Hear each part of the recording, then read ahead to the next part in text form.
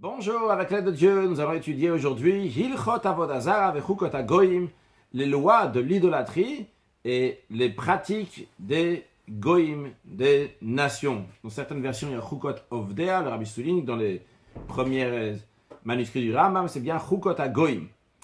Yesh bichlalan achad v'chamish mitzvot, il y a 51 commandements. Shtem mitzvot aseh, 2 commandements positifs, Vetesh averba mitzvot lotase, 49 négatifs. Voici les détails.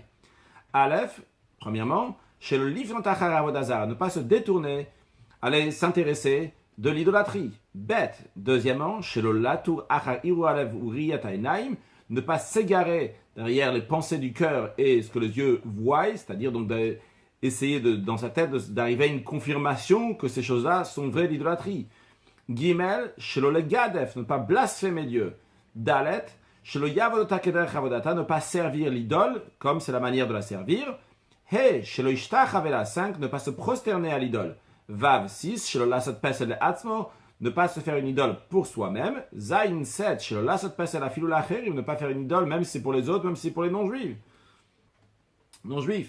Chet, 8, shelo lasot tsurot afilu lenoi, ne pas faire des formes humaines, même si c'est juste pour faire beau. Tête, 9,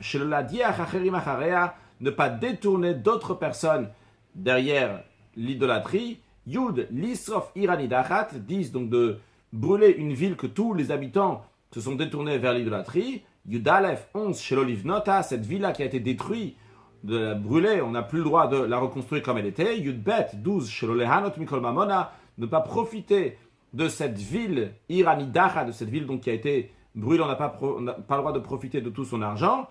Yud Gimel, on n'a pas le droit d'inciter un individuel à faire l'idolâtrie. Yud Dalet, 14, ne pas aimer cette personne donc, qui a incité les autres à faire l'idolâtrie, ou une autre personne. Tedvav, 15, ne pas abandonner la haine envers ce messie, cette personne qui a incité. Ted Zain, Shelo Lahatzilo, ne pas sauver cette personne qui a incité. Yud Zain, Shelo Lelamed Alav Zchut, ne pas argumenter en sa faveur. Yud Chet, Shelo Imana Milamed Alav Chova, ne pas s'empêcher de dire quelque chose à sa charge. Yud Tet, 19, Shelo Litna Bevishma, ne pas prophétiser au nom de l'idolâtrie. Chaf, ne pas écouter de celui qui prophétise au nom de l'idolâtrie. Chafal 21, ne pas dire une fausse prophétie, même si ça a été dit au nom de Dieu, c'est-à-dire il y a quelqu'un d'autre et moi je le dis comme si c'était la mienne. Chavet 22, ne pas avoir peur de tuer un faux prophète. Chav Gimel 23, Avodah Zara, ne pas jurer au nom de l'idolâtrie. Chavdalet 24, lasot ov, ne pas faire un ov, donc c'est une sorte d'idolâtrie, donc quelqu'un il fait des encens et des choses comme ça, et après il se met en contact avec des morts. Chaf'e, comme si il parlait au nom des morts, on verra plus de détails, donc comme d'ailleurs tous les détails dans ce qu'on voit maintenant, ce qu'on va voir après, on fait juste traduire, dans la suite on va traduire, on ne peut pas faire une hachéra, il y a plein de détails qu'on en prend de chaque chose, mais juste on traduit donc les mots de manière générale. Chafé 25, Shelasat Idoni, ne pas faire Idoni, donc c'est une autre sorte de Avodah Zara qu'on prend un certain os qui s'appelle Yadoua dans la bouche et après la personne va parler des choses.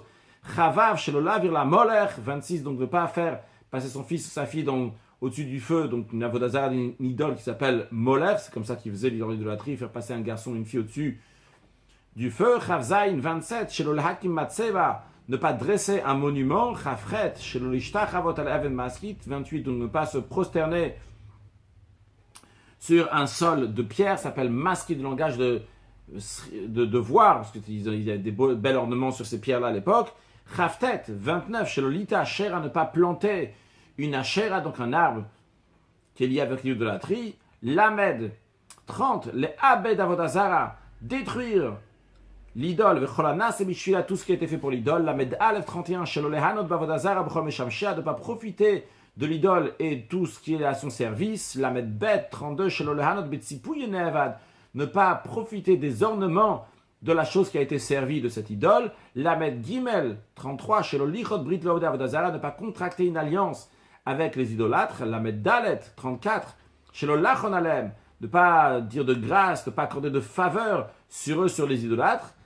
Aux idolâtres, Lamedhe 35, chez le Yeshu Bartzinu, que les idolâtres ne vont pas s'installer dans notre terre en Eretz Israël, terre sainte. Lamedvav 36, chez le Idamot Beminagotam Malbushan, ne pas ressembler à leurs coutumes, à leurs vêtements des idolâtres. Lamedzaïn 37, chez le Nachesh, de ne pas faire un nirouche, c'est-à-dire ne pas faire ou ne pas faire quelque chose en fonction telle chose est arrivée, alors je vais faire, ou telle chose est arrivée, je ne vais pas faire. Lamedchet 38, chez le Lixom, donc pas faire des ksam, donc ça veut dire faire, quelqu'un il se met dans une situation qui vide son esprit, etc. Et des fois il fait aussi des choses, et après à la suite de ça, donc ils vont dire des choses qui vont arriver, c'est interdit de le faire. La mettre tête chez l'ole onen, ne pas donner, enfin faire dépendre sa conduite en fonction des astres, même chez le lavo chaver, donc de ne pas dire des paroles qui sont incompréhensibles et que d'après lui ça va faire telle et telle chose ou telle et telle chose en fonction de ce qui est arrivé. Même Aleph 41 chez le Lidro Shalametim, ne pas consulter les morts. Même Bet 42 chez le Lishol Be'ov. Donc tout à l'heure on a vu c'est quoi le Ov. Maintenant on interdit de demander à ce Ov. Donc parce que cette personne-là est en contact avec les morts, on n'a pas le droit de demander à cette personne-là qui est en contact avec le Ov, qui fait ce Ov. Même Gimel 43 chez le Lishol Be'idoni, ne pas demander à quelqu'un qui fait le idoni, on a vu tout à l'heure, donc quelqu'un qui met un os dans sa bouche et commence à faire, ou ailleurs, et il commence à faire parler, donc il commence à parler donc des choses.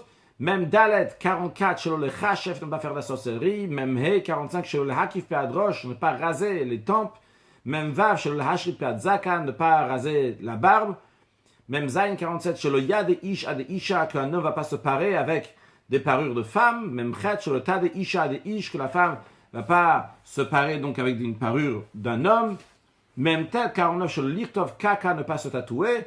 Nun 50 chez le Godet, ne pas se faire d'entaille. Nun Aleph 51 chez le Lasot Koch Almed, ne pas faire de tonsure pour un mort. Ou Bio Kolamizot Taelu Fakim Elu. Donc l'explication de tous ces commandements que nous avons vus juste ici, les mots et la traduction, tout va être développé dans ces prochains chapitres. Perek Rishon Aleph, premier chapitre Aleph. Bimé Enoch, à l'époque de Enoch, qui était le petit-fils du premier être humain, Adam. Tau Bnei Adam, Tau Gdola. Les êtres humains ont fait une grande erreur, une immense erreur. Veni Vara Tzatrachmeoto Ador. Et la sagesse, le conseil des sages de cette génération est devenu bête. Ve Enoch Atzominatoim. Enoch, le petit-fils de Adam lui-même, faisait partie de ceux qui ont fait l'erreur. Vezo Haïta Tautam. Ceci était leur erreur. Amro, ils ont dit. Oh, il va quel barakochavim elu, vu que Dieu c'est lui qui a créé ces étoiles. Vegal galim elu. Et ces sphères, comme on a déjà appris dans Hilchot Yesodei Torah, qu'il y a des sphères autour de ce monde et qui tournent constamment autour de ce monde. Il y a le 9e sphère donc, qui fait tourner toutes les autres sphères qui sont autour de ce monde. Bien, donc ils ont dit, puisque Dieu, c'est lui qui a créé ces étoiles et ces sphères, les Hanigeta Olam pour diriger le monde, ou Netanam Amaro, mais Dieu les a mis dans un endroit élevé, Vechalakram Kavod, il leur a donné de l'honneur, Ven Shamashim, ils sont des serviteurs, Ameshamshim le Faram qui sert devant Dieu, et bien dans ces cas-là, Reuyinem le Shabram le Faram, il mérite, il convient qu'on va leur donner louange, on va les glorifier, Velachlokram Kavod, leur donner de l'honneur. Les gens ont dit, ça c'est la volonté de Dieu. Les Gadelul Chabed Mishigilo Vechibdo, de grandir, de donner honneur à celui que le roi donne une grandeur et l'honneur. De la même manière que le roi veut qu'on va honorer ses serviteurs et ceux qui tiennent devant lui. Ça, c'est l'honneur du roi. Une fois que ça leur monté à l'esprit une telle chose, ils ont commencé à construire pour les étoiles des temples, ou là, offrir aux étoiles des sacrifices, ou les chapram, leur donner louange, le faram, les glorifier bidvarim verbalement, ou les shtachavot le moulam, se prosterner devant eux. Pourquoi? Pour accomplir, concrétiser la volonté du Créateur. Bedat amara, dans leur mauvais esprit, ça veut dire dans la manière qu'ils avaient compris, mais qui était mauvaise. Veze aya ikar avodazara, ça c'était l'essentiel, donc c'était la base de comment l'idolâtrie a commencé à faire. Ils ont dit, vrai, il y a un Dieu, mais ce Dieu-là, il veut qu'on va servir tous ces astres, etc. Comme ça disent ceux qui le servent, Ayudim Mikara qui connaissaient la base, pourquoi on a commencé à servir les étoiles. Il disait, pas qu'il n'y a pas de Dieu, la Kochavze, il n'y a que cette étoile et cette étoile-là c'est le Dieu. Non, c'est pas ça qu'il disait. Mais, ou Shirmiyahu Omer, ce qu'il disait, c'est comme le prophète Jérémie dit, Mi lo rach hamelech hagoyim, qui ne va pas te craindre, toi Dieu, roi de tous les goyim, de toutes les nations, qui le chayata, ah, c'est à toi que revient la crainte, qui bechol chachmei hagoyim, car dans tous les sages des nations, bechol malchutam, et dans tout leur règne, mais ein kamor, il n'y a personne comme toi. Mais au be'achat, sur un point, il va rouvrir sale, ou sur un point, ils se trompent, ils sont bêtes. Moussar avalim etsu, le fait que leur moussar, leur éthique, leur manière de réfléchir, c'est que etsu, il faut se prosterner à toi avec du bois pour te donner honneur. Ça, c'est du havalim, ça, c'est de la vanité. Le Rambam traduit ce verset-là. Kelomar, cela veut dire ce que Yirmiyahu nous dit. Hakol yodim shatawa kelevadra. Tout le monde sait qu'il n'y a que toi qui es Dieu.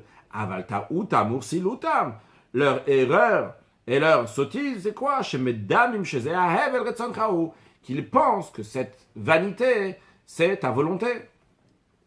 Ça, c'est la première étape de l'idolâtrie. Après, c'est encore aggravé. Avec le temps, n'ont apparu chez les êtres humains des faux prophètes. Là, jusqu'à présent, il n'y avait pas de prophètes. Il y avait des gens qui ont réfléchi, ils ont dit, il y a Dieu. Dieu, il veut qu'on va honorer les astres, etc. Après, il y a eu des faux prophètes. Ve'amro, ils ont dit, shakel tzivalaem. Eux, ils disent, ah, on a été en contact avec Dieu, Dieu nous a ordonné, ve'amarlaem.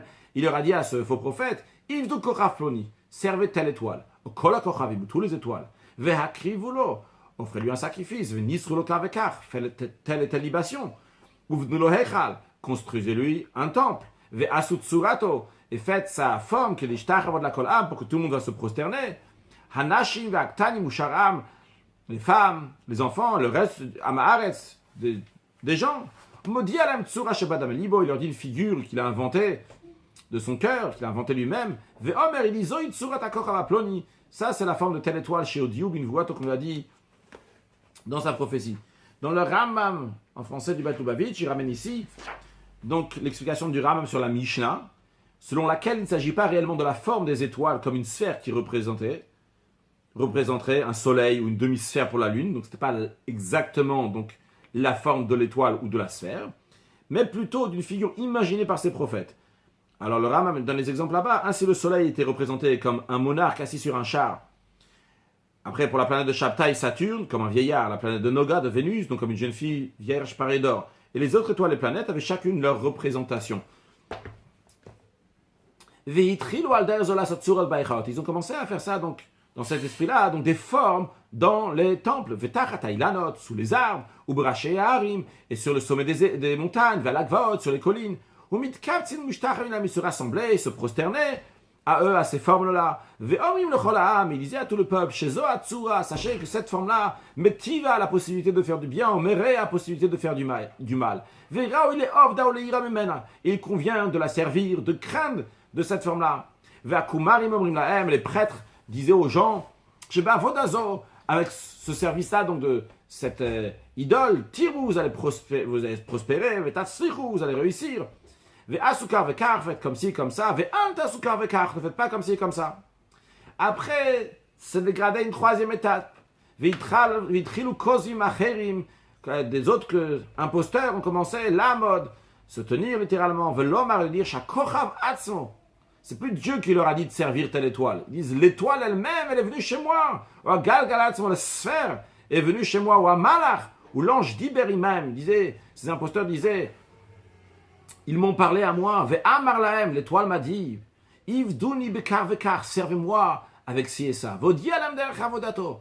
Et il m'a dit aussi comment le servir. Ve'asukar, va'altasukar, faites comme ci, faites pas comme ci. Ou pashadar zavechol comme ça s'est répandu dans le monde entier. Là, vodatat tsurot, de servir donc ces figures, avec un service pour telle figure comme ça, et pour telle figure une autre manière, et de leur offrir des sacrifices, ou les shtach avant de se prosterner. Puis avec le temps, a été oublié le nom vénéré, redoutable, de la bouche de toute l'humanité, ou midatam, et de leur esprit. Il y a personne qui connaissait Dieu, on ne parlait plus de Dieu. Passons de Dieu qui a dit de servir les étoiles, on parle des étoiles eux-mêmes. Donc, tous les gens du commun, les femmes, les enfants, ils Tout ce qu'ils connaissaient, c'est uniquement la forme de bois, de pierre, donc le temple de construction, on a construit là-bas, où ils ont été éduqués depuis leur enfance.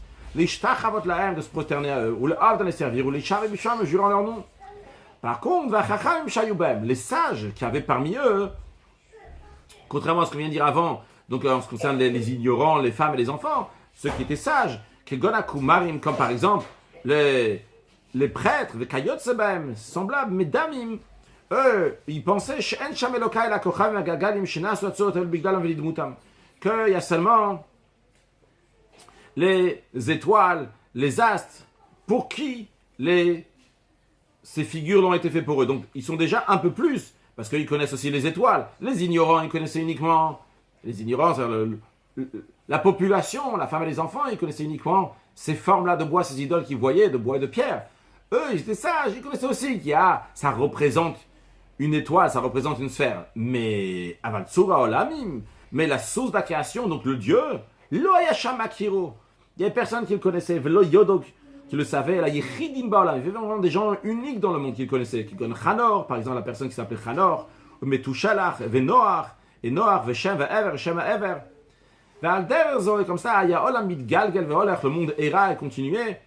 Donc certains expliquent ici, Ve'alderzo, Olam Midgalgel, Alderzo, dans ce chemin-là, dans ces trois étapes-là de manière de faire l'idolâtrie, continue le monde, jusqu'à qu'est né le pilier du monde, chez Avraham Avinu, Avraham, notre père, le premier des patriarches, dans certaines versions, Alav Shalom. Gimel, lorsque ce puissant a sevré, donc une fois qu'il a arrêté d'allaiter, donc une fois qu'il a commencé à grandir, il a commencé à réfléchir sa pensée un peu partie dans tous les sens pour comprendre ce qui se passe au Katanar qui était petit. Ou le Chachav il réfléchissait, Bayom Balay la jour et nuit, Vayatamea, il était étonné. Et Achev Shashia Galgalazé, comment c'est possible qu'il y a cette sphère, comme on a mentionné tout à l'heure, donc la sphère qui fait tourner toutes les sphères donc, autour de la Terre, comment c'est possible que cette sphère-là, Noeg Tamid, elle est constamment, elle suit son cours continuellement, Veloyelomani, alors qu'il n'y a pas de dirigeant. Ou Misavoto, qui va la faire tourner, les fichiers IF, c'est pas possible que la sphère va tourner elle-même.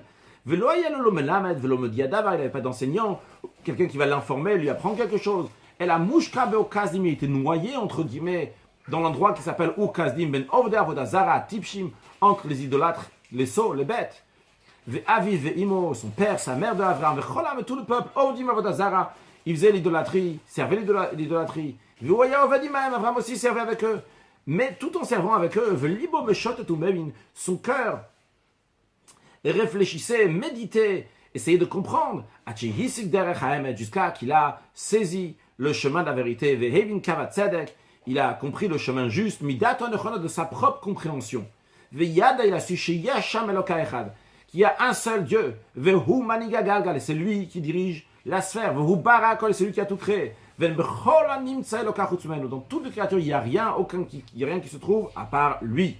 Veyada et Avraham a su que tout le peuple se trompe. Il a compris aussi ce qui leur a amené à l'erreur. Quand ils sont arrivés à servir donc les astres et les figures, jusqu'à que la vérité a été perdue de leur esprit. Avraham avait 40 ans lorsqu'il a connu son créateur.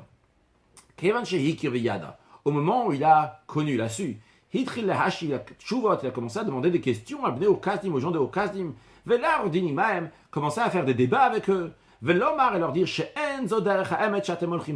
le chemin dans lequel vous allez, c'est pas le chemin de la vérité. Il a brisé les idoles. Il a commencé à dire, à enseigner au peuple, qu'il convient à servir uniquement le Dieu du monde.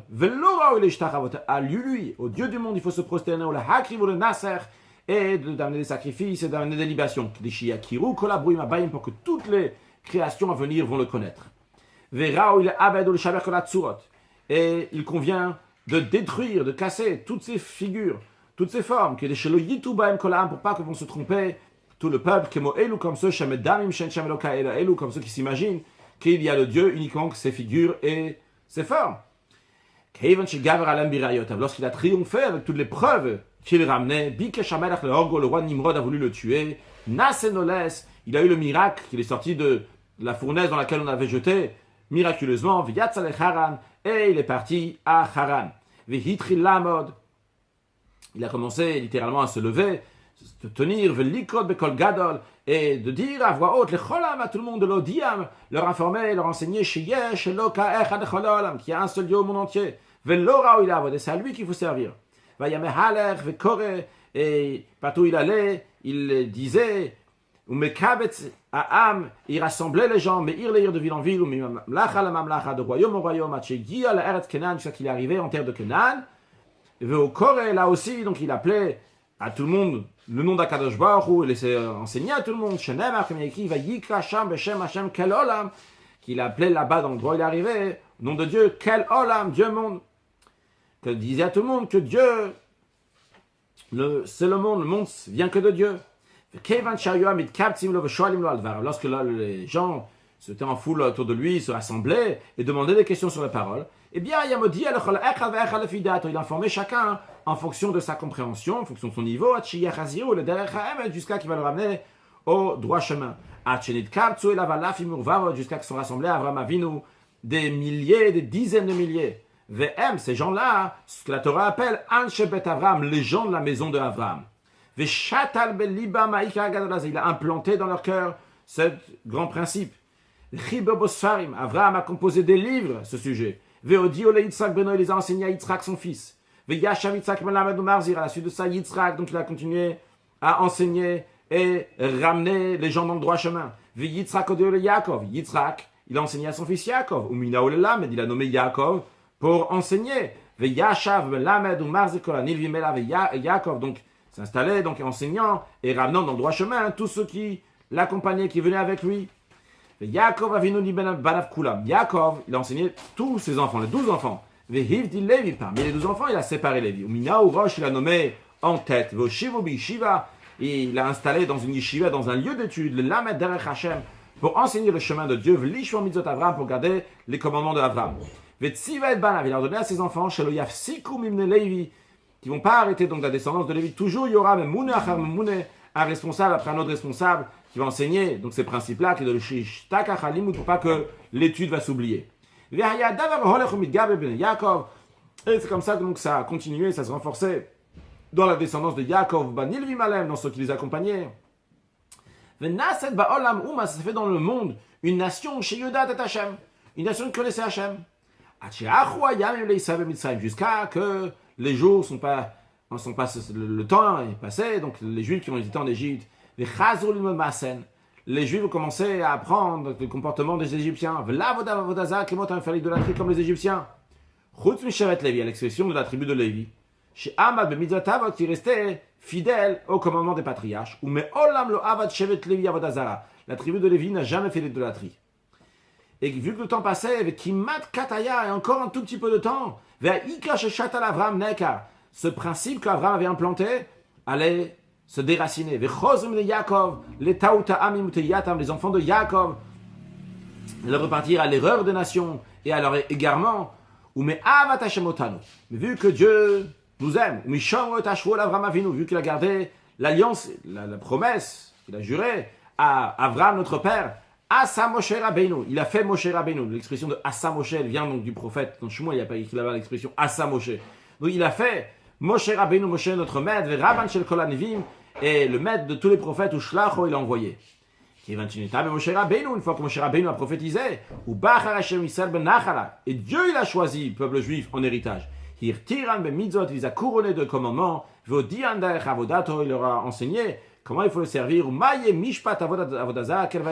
va traiter celui qui fait l'idolâtrie, et tous ceux qui s'égarent derrière l'idolâtrie. Pour conclure avec un sujet de Chassidut, qui est une très belle sikha du Rabbi qui explique donc comment le peuple juif s'est formé à la sortie d'Égypte, et comment à Matan Torah on est devenu un peuple de Dieu. Et le Rabbi demande dans ces cas-là comment le Rambam vient nous dire ici qu'il y avait un peuple, Naset Uma Ba'olam, ça fait un peuple dans le monde. En quoi, qu'est-ce qui s'est passé au don de la Torah de plus qu'il y avait avant? La descendance de Yaakov, c'est fait une nation déjà, c'était les enfants de Yaakov, et deuxièmement, il y avait déjà des connaissances.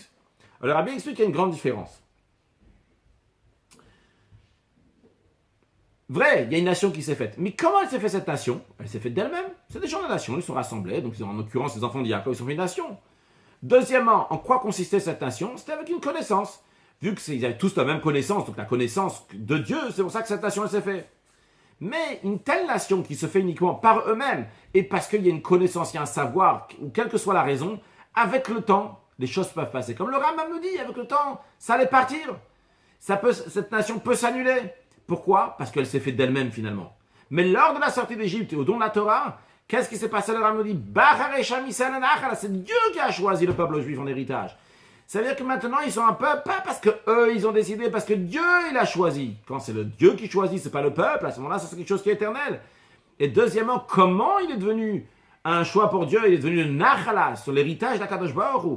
Et quand c'est l'héritage d'Akadosh Baruch Hu, à ce moment-là, c'est quelque chose qui est éternel. Un juif, il est toujours attaché à Akadosh Baruch Hu à partir de la sortie d'Égypte. C'est la raison pour laquelle, quand ce Mashiach va venir tout de suite, eh bien, tous les juifs, sans exception, vont sortir de cet exil et aller à la Géoula, parce que tous ensemble, on est tous maintenant attachés à Kadosh Baruch Hu, à l'éternité depuis le don de la Torah. Donc, gardons ce renfort-là, en étudiant la Torah, en faisant les mitzvot, mais quoi qu'il arrive, le juif il est rattaché à Kadosh Baruch Hu, à l'éternité.